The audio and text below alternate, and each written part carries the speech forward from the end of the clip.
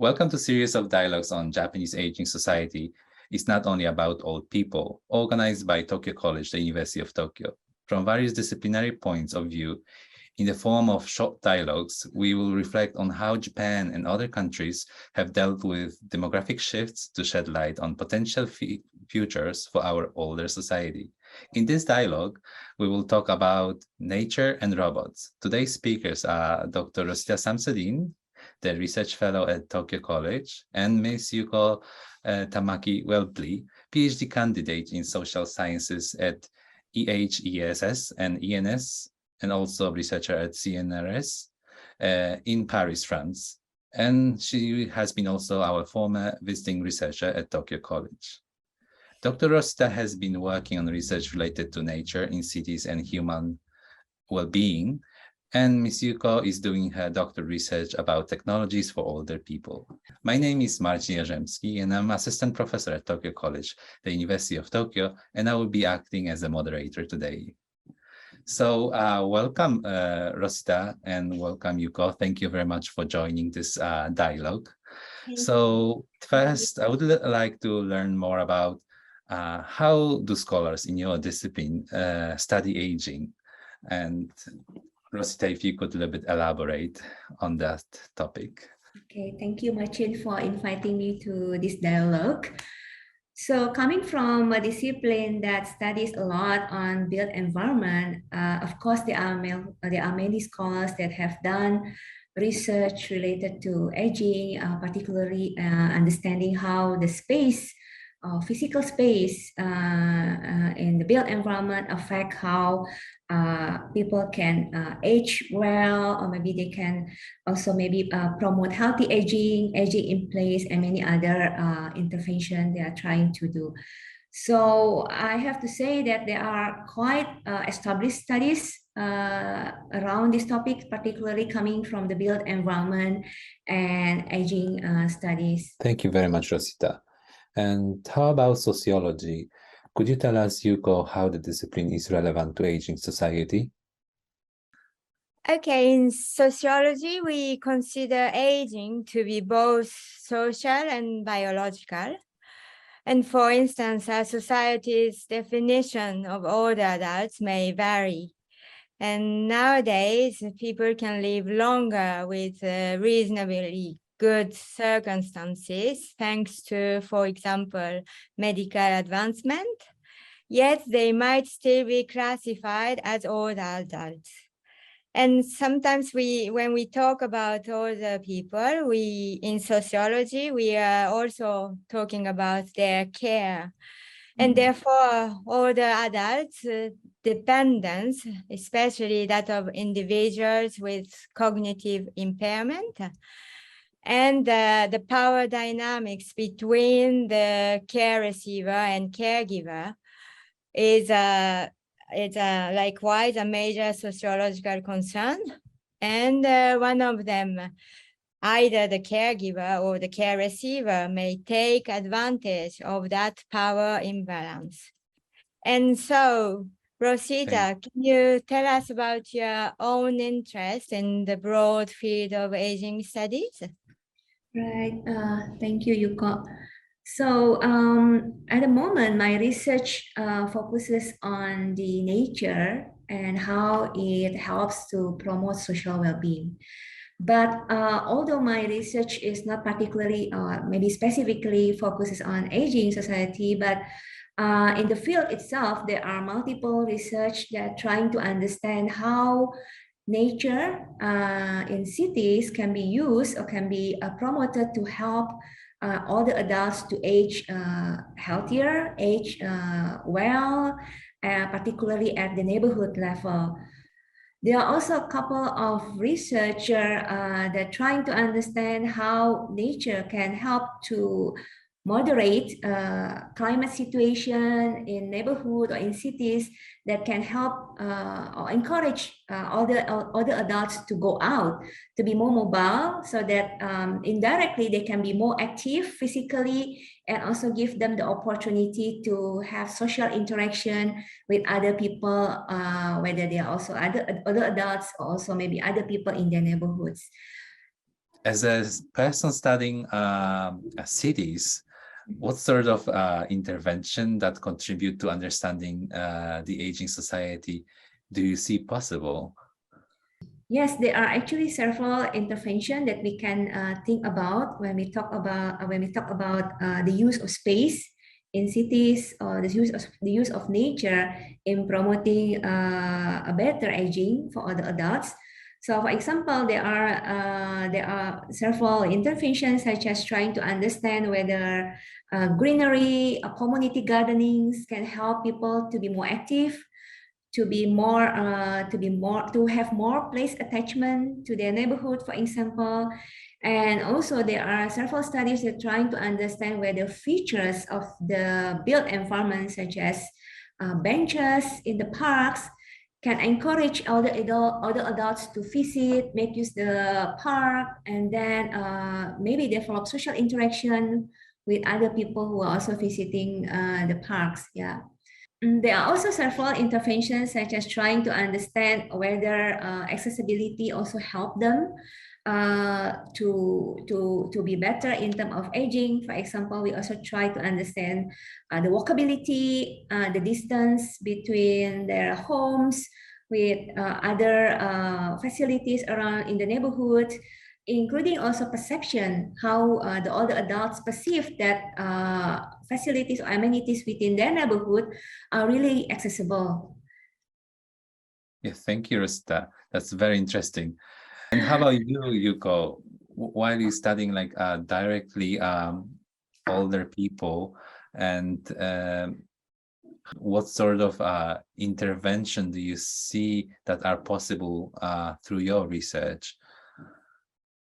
For my research, I'm more interested in older adults in the facilities, long-term care facilities. So more like they are residents in the facility. Mhm. And the problem for them is they are rather confined in the institutions, and then they are not allowed to go out freely. And that's how the technology intervenes in this part. And now there is a kind of virtual reality that the residents can put and experience those natures, or where they used to go out, and they can still experience that that feeling. And although it is virtual, it says it's good for their well-being. Mhm. And so I think it's still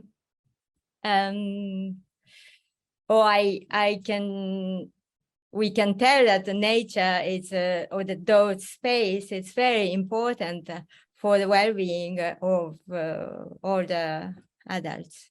Yeah. That is interesting, Yuko-san. So I think listening to your description, I think there are multiple interventions that we can think about when we try to integrate nature and technology. So from your description, I can see that technology can help to supplement what nature can help for all the adults. So there are definitely different groups of older adults.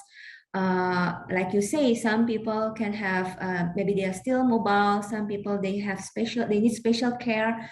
That's why they are located in the specific facilities. So I believe that there are several opportunities where nature and technology can work together, I guess, in helping all the adults to age better. How about you, Yuko-san? Can you tell us about your own interest in the field of aging studies? Okay, yes, my research interest is to look into how the technology used in elderly care facilities and how those technologies affect the relationships between residents and caregivers. Mhm. And I'm particularly interested in how social robots used in facilities alter these care relationships. as well as the types of relationships residents have with those social robots. And my research also addresses the issue of social robots deception in care relationships. And when I talked about that virtual reality glasses, and the problem is that it's the kind of deception. It's still virtual reality. And for the older adults, it's a lot better to go out and go to see the nature in by themselves. But the thing is, it's quite difficult for them. So there is a question of kind of ethical questions about using those technologies. No, because those technologies are still so virtual reality. So it's related to the question of deception. And that's why there is a discussion about using those technologies for the adults. Thank you, Yuko. That's fascinating. And when you do your research, because mostly you focus on older people, but do you see any other social groups and stakeholders relevant through your research lens? Yes, of course, because apart from all the adults, there are various social groups and stakeholders in my research. Care workers and care facility managers and families of residents in care facilities are all important actors in my research on care for older adults. And of course, technology designers and developers are also relevant in my research because they shape a relationship between technology and humans unconsciously, or so they believe. And because care technologies, including those social robots, are subsidized by municipalities, and so robotics policymakers play an important role in influencing the introduction of technology into care facilities. So I'm really interested to know how about your study, Rosita, about what social groups and stakeholders, aside from older people, do you see as relevant? Yes, I guess in terms of the built environment, I can see the government plays an important role also in providing encouraging space for all the adults. At the same time, I think designers, planners also play a role. But I also do see that community itself may have contribution in taking care of the all the adults. So I probably recall a project in Iwate in Japan, whereby the project leader tried to encourage community to be involved in taking care all the adults in that neighborhood. In a way that the project leader also tried to include the multi-generation community in that kind of intervention. Yuko-san, in the field of my research, we talk about the use of space in promoting social interaction between other adults that can also help them to improve social well-being. But in your field, you talk about, or maybe you are focusing on the use of robots in promoting social interaction, in promoting social well-being. So maybe could you talk a bit more how social robots can help to improve social well-being, particularly all the adults who live in the care facility? Okay, so yes, thank you very much, Rosita. And yes, social robots are used in care facilities for the interaction between caregivers and care receivers, because the social robots can be something really fun.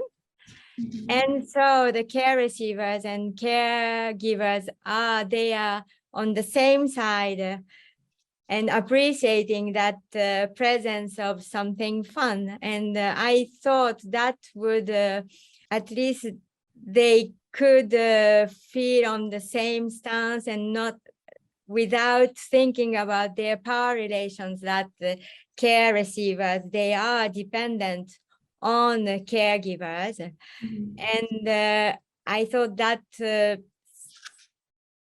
really some moments of fun is also very important in care facilities. I guess the use of social robots and the use of space has a kind of similar aim, is trying to reduce the feeling of isolation among the adults, I guess. That's really, yes, actually it's really good, interesting to when we can talk about the space, and when the social robot is there, the kind of feeling of space, the perception of space can be changed completely. Because if, like, when I went to that observation, they are always in the relationship of caregiving and care receiver. But with the technological intervention, such as virtual reality too, and the social robots too, they can have a kind of perception of a kind of common space, having fun, or even not having fun. Even like one can dislike that social robot, but even so, he is commenting on that robot, and they are actually like laughing about that social robot. And I thought that perception of common space is very important. And yes, technology can be one of those tools. Rosita, because you have an architecture background, so yes, I'm interested in like for you, your kind of ideal care facilities architecture would be what kind of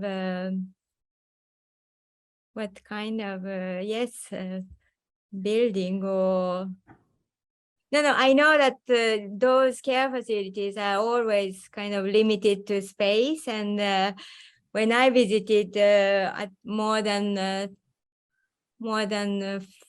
10 facilities in Tokyo, sometimes it was like a building, no gardens and no balconies, and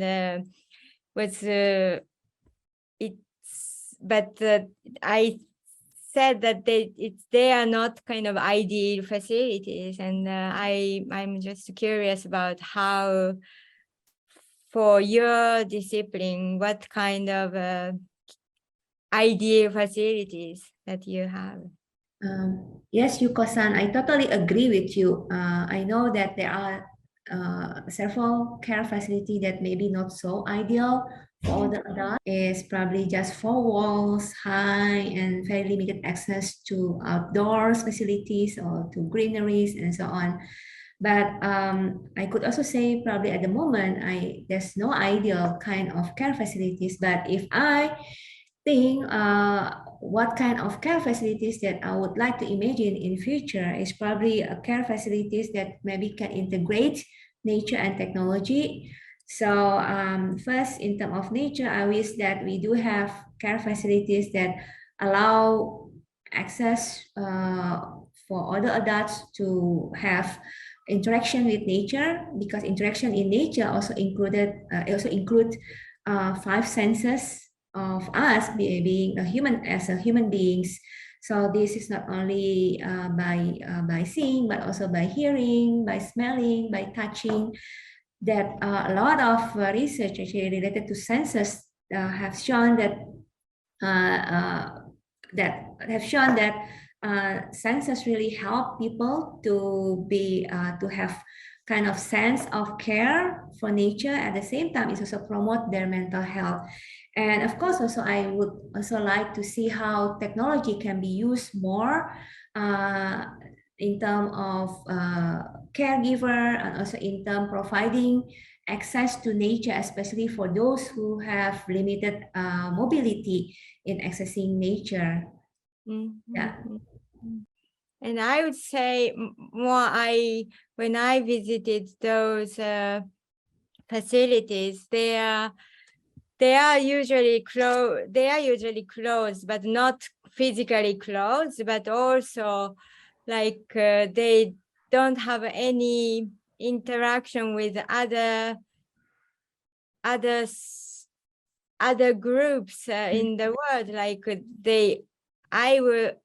I thought that would be really good for the adults to go and see the nature, as you said, but also to interact with like children or more younger generations. I thought that would be really nice.